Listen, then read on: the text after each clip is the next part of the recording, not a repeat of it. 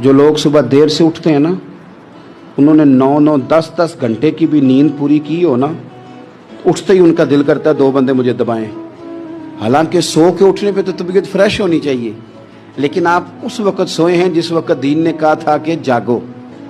आप हदीस पाक देखिए, अल्लाह के प्यारे रसूल सल्लल्लाहु अलैहि वसल्लम ने फरमाया है कि जब तुम सोते हो तो शैतान 3 गिरहें लगाता है, गंडा 3 गिरहें लगाता है तुम्हारे कान में और कहता है सो जा सो जा सो जा, रात लंबी है।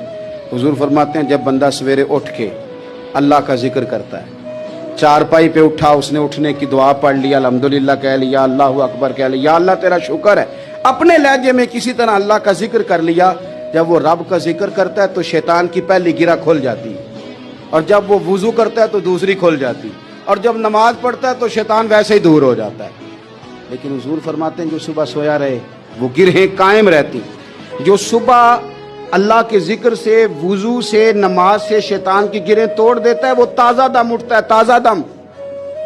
हम सुबह ताज़े नहीं उठते, फ्रेश नहीं उठते, बिखरे सोचें, उलझे ख्यालात और थके वजूद और घुटन वाला हमारा जहन। वजह क्या है? वजह मेरे अजीज सिर्फ इतनी है कि हम रात को देर तक जागते हैं, सुबह देर तक सोते हैं।